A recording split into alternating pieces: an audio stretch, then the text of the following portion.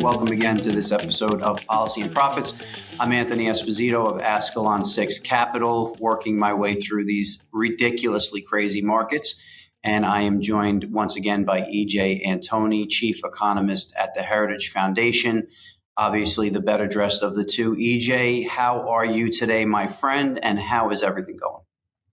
Anthony, crazy busy. Another week with a lot of economic data. I mean, we got jobs numbers, we got CPI, we got the monthly Treasury statement, then a bunch of other smaller reports too, whether it's the pending home sales, whether it's private payroll numbers, you name it, just a deluge of data. So a lot to work through and try to figure out what the implication is for whether it's public policy, whether it's equity markets, you name it. But we've been moving through all of them. The CPI I'd like to focus on and hit first before we go to a clip I found of you this week on Fox Business, which I want to talk to as far as the deficit numbers. CPI came in a little light. Market reacted well, relatively. The CPI month over month, 0.2 versus 0.3. I love when we work in 0.1%, and it's like the end of the world for the market. 2.4 year over year versus 2.5, and then core CPI 2.5 versus 2.5, prior 2.6. The real wages number, real hourly earnings at 1.2%, but more importantly, real average weekly earnings at 1.9% versus a prior of 1.1%. Which was revised to 0.7. So a strong number there on real. What I'm seeing is that inflation a little bit more under control, and the real hourly wages, the real dollar, the value of the dollar being taken home and brought to the kitchen table is actually increasing. What's your take on these numbers? Well, Anthony, I think you really just hit the nail on the head. It's the fact that incomes, are rising faster than the increase in prices. So it's a net gain. It's not just a matter of people's paychecks are getting bigger. That's great. But ultimately, it's not actually what we care about. What we really technically care about is what can my paycheck buy? Now, under normal times, those things are perfectly correlated, right? Because you don't have the rampant inflation that we dealt with, throughout 21 into really 24, and to a certain extent, we dealt with it in 25. What happened under, basically look at January 21. For 4 years through January of 25. What happened there was incomes didn't rise as fast as inflation, so that your paycheck bought you, on average, 4% less. Now, if you take the following year from January 25 to January 26, that's this most recent report, you see that it was exactly the opposite. The faster wage growth meant that the average American's weekly paycheck bought about 2% more by the time that 12-month period was over compared to when it began. So great news on that front. But as we start really digging into the CPI, I think there's more good news than just the headlines, just the fact that we had, as you were saying, like the 0.1% beat. Core CPI is now down to the lowest level in almost 5 years. And it's not just core. That's one way to remove outliers, but you also have things like median CPI. You have trimmed mean CPI. Again, just different ways to try to remove outliers. Obviously, with core, you're removing the food and energy categories because they're the most volatile. But sometimes they're not what's volatile. So the other two metrics you can kind of think of again as ways to remove that volatility or those outliers from month to month. And what we see there is yet again, both of those metrics, again, trimmed mean CPI and median CPI, are also down to the lowest level in almost 5 years. So you got to go all the way back to 2021 to find times when any of those three prints were lower than January of 2026. So really good news on that front as well. Also, what was the biggest driver in overall CPI this last month? It was shelter, which has been true for several months, right? Not just January, but several recent months. And what we find now is the fact that going into the shelter component, we see that it's dealing with old price increases. I know you and I have talked a lot, so I don't want to beat a dead horse here.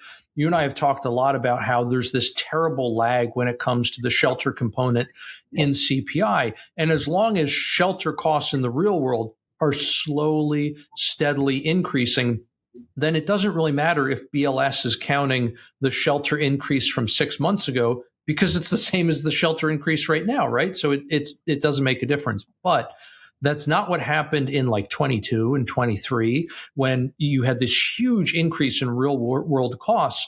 That didn't initially show up in the CPI. It was showing up to a certain extent, but it continued to trickle in the following years. And now what you're seeing today is still price increases from yesteryear, because what's happening in the real world today with rents, for example, in the real world, a lot of major metros are seeing rents decline. It's not even just a disinflationary trend, it's a deflationary trend, but that isn't showing up yet. It will start showing up, however, in the months to come. And so it's all the more reason why it looks like we're going to continue, when we talk about headline CPI, we're going to continue on that disinflationary trend. That's great. So as we talk about and the methodology behind the in particular, what is it, rent to own, rent to buy numbers, and the shelter owner's equivalent rent, the phantom number that BLS makes up. It's definitely an issue. We talk about inflation. At the root of it is the government debt deficit spending and the printing of money. Like that's really where the root comes from. And then we talk about the deficit and the levels. You had a good clip out this week. You were interviewed on Fox Business. I want to go to that, and then I want to talk about that and that further the conversation about inflation and which way we're heading here. That 78% number is not entirely valid because it's month to month, but is it still a win for America? Yeah, it's true. I absolutely think it's a win. You're going to go from over $130 billion deficit to less than $30 billion, from a month in 25 to a month in 26. I think that's a win. Absolutely. Is it just tariffs? It's simple as that. You stick up the tariffs and the stuff doesn't come in. That's certainly part of it. But another really, really big component, actually maybe even bigger, is the tax cuts and the regulatory cuts, one of which is going to be announced today with rolling back that terrible endangerment finding. By making it cheaper and easier for people to produce stuff here, you provide a big incentive for them to do that. So it's not just a matter of disincentivizing production abroad, it's incentivizing production here at home. So the whole conversation, my whole point to that is that's obviously the trade deficit. As we rein in that trade deficit, we're bringing in revenue from the tariffs. That's helping our deficit. And we're also sending out less dollars to slush around the globe, i.e. exporting our wealth and creating more of a inflationary environment for the dollar, or weaker dollar. So go through that a little bit with me. And I want to talk about it, too, because of how ridiculous it is that the Congress just this week voted to eliminate or limit the Canadian tariffs that Trump has placed on Canada. So in a true anti-American fashion, and you had Republicans in on that vote as well, which is disgraceful. My representative in Bucks County is one, Fitzpatrick, who is a complete disgrace. You have guys voting against what's helping us as a nation. But let me get back to tariffs. How important is the tariff and the trade deficit conversation? And you and I, just quick, have said we've always linked that. I definitely agree with the tariff conversation has not been a tariff only conversation. It's tariffs and trade deficit. And that's how we kind of rein this in. How important is this to keeping these inflation numbers lower, deficit spending lower, and real wages higher? Well, Anthony, it's definitely all connected. One of the reasons why the budget deficit has shrunk, aside from the trade deficit, the budget deficit has shrunk in part because of what you said, tariffs are bringing in more revenue. And at the same time, this whole strategy of reshoring manufacturing, right? And tariffs are obviously a big part of that. Not the only thing, but they are a part of it. Reshoring manufacturing, bringing production back home, is increasing tax revenue as well. And I'm not just talking about you're tariffing stuff abroad. No, by building stuff here, you're growing the tax base at home. You're going to bring in more revenue. I mean, we just saw 33,000 new construction jobs in the month of January. And overwhelmingly, if you look at the areas of construction where those jobs are being added, it's all because we're building factories. Right? Yeah. We're constructing factories. It's not we're constructing homes. Obviously, we need to build more homes too. But my point is that you're building more factories, which in the future are going to mean more manufacturing employees, which again is more tax revenue. So again, growing that base here at home is increasing tax revenue. And we are increasing tax revenue so much that we are outpacing the growth in Treasury outlays, which is only up about 2% compared to the same period from the previous fiscal year. So you're looking at an overall reduction in the federal deficit, the fiscal deficit, I should say, of 17%. That's phenomenal news, right? This is when the Treasury Secretary talks about bending the curve. This is what he's talking about, right? You can look at, for example, the current CBO projections that also just came out this week, which are ludicrous because they assume a 1.8% growth rate. I mean, we are blowing that away right now. In the second quarter, third quarter, and the estimated for the fourth quarter, all three of those are literally double that growth rate. I mean, it's absurd. So if you go from that 1.8% growth rate where you see the debt to GDP, for example, exploding higher, if you do double that growth rate, what happens? It doesn't go up. The ratio actually goes down. Yeah. So again, this is that bending the curve. It's not just that you immediately have to stop the deficit. Don't get me wrong. That would be great. But even if you just slow its growth and you increase the growth rate of the overall economy, that's a win, right? That's a path to solvency, because eventually it gets to a point where the deficit is so small relative to annual GDP, it doesn't matter, right? It's the difference between a family who's drowning in credit card debt. You have $100,000 in credit card debt, and your annual income among the whole household is like $60,000 or $70,000. That's a problem. However, if you're making $2, $3, $4 million and you have a $5,000 balance on your credit card, I mean, that's a rounding error, right? So we're in the former right now. We're trying to get to the latter, basically. It's interesting you say, Bess, and I watched some of the testimony this week, and I think to watch like a representative like Maxine Waters go at him and question him and shake her finger at him and know in the back of your mind that she has zero clue what she's talking about and would be lucky to hold a job down at McDonald's under ordinary circumstances, but is sitting in, on Capitol Hill and yelling at a man who's actually doing things that we didn't think was possible, or putting us on the right trajectory to get where we didn't think it was possible to get to. It makes you think either representatives like Maxine Waters are that ignorant and uneducated and just don't understand what's going on, or they truly don't want to see us succeed for their own benefit and their own personal reasons or vendettas, whatever the case may be. But all I can say is, this Valentine's Day, when you're out with your date, I would definitely start talking about the curve and ISLM curves and the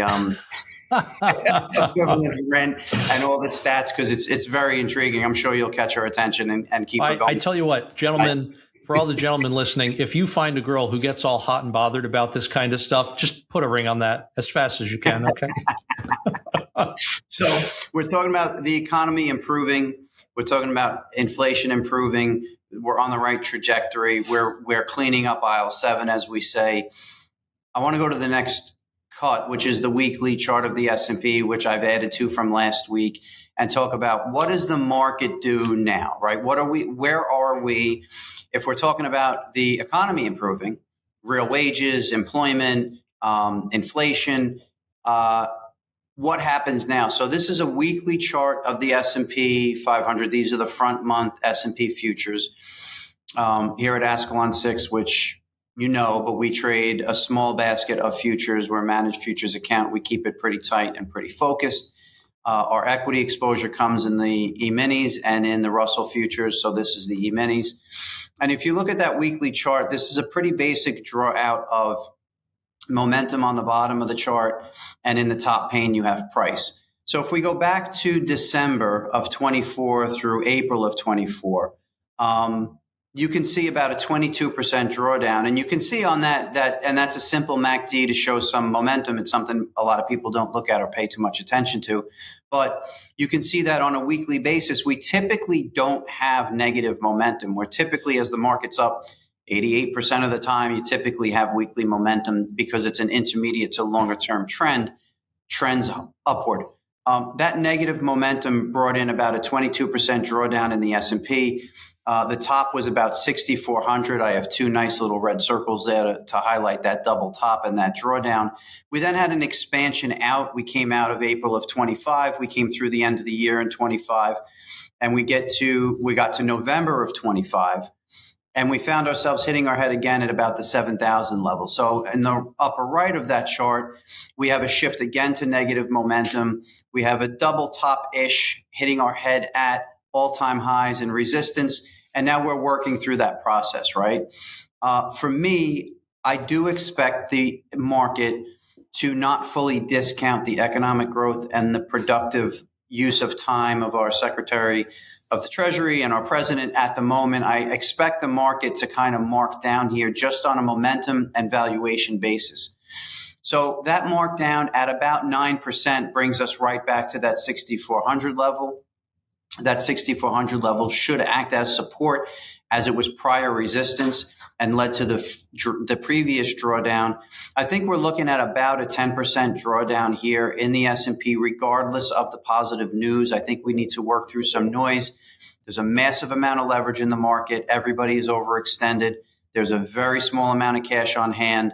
The buyer on the dips is the retail buyer. If they move away, there is no one there to catch this.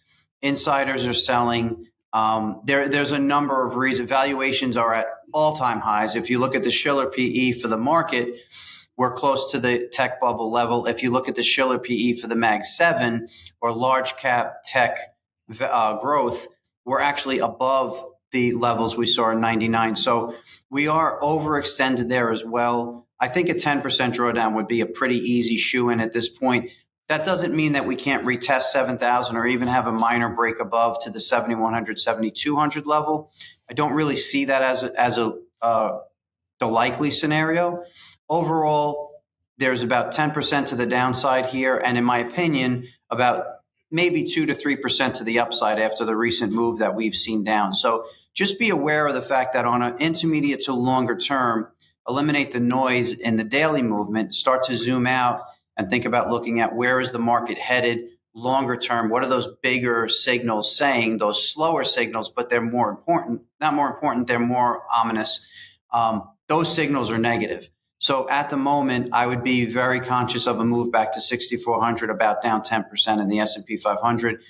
Very basic price analysis overlaid with momentum analysis. This is kind of where we sit. This started in November of 25, this negative move in momentum that we're seeing now.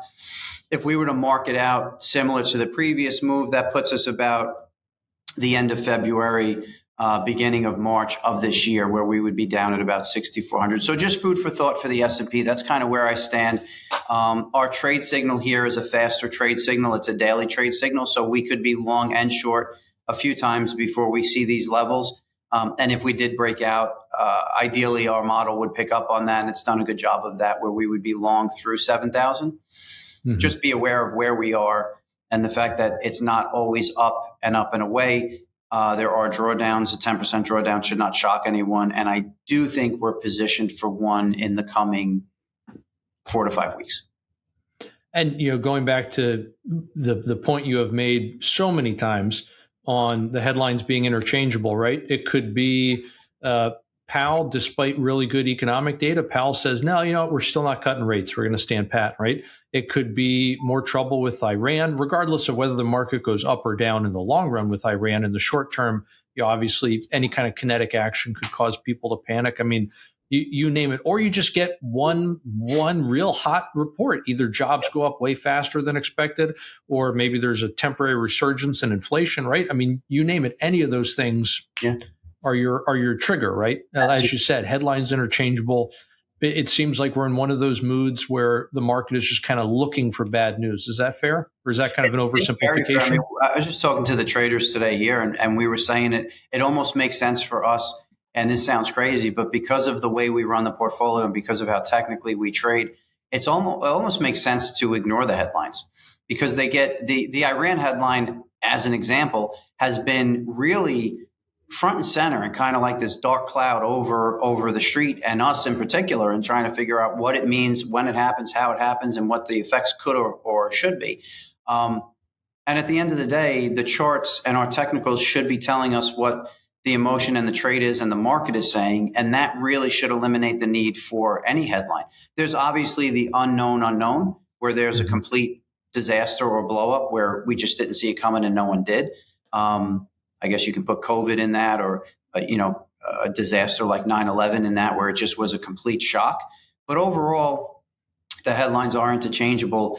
And I guess if I had my way, I would say that I would be a nice breakfast, a nice lunch, and not much contact with the outside world. Aside from that, I have, a couple of hedge funds, other hedgies that I talk to, and a couple of brokers, but we just don't need the noise. And a lot of times the headlines become noise, and we'll look backwards as a market and say, oh, we failed there because we were down 5% because, Goolsbee said something. And it's like, well, I don't know if that was the case, because 3 days a week prior, we had a sell signal in the model. So it wasn't necessarily that. It's that people were getting itchy. People wanted to be out. There was movement. There was, redistribution of capital, and you're blaming a headline. So yeah, the headlines are interchangeable.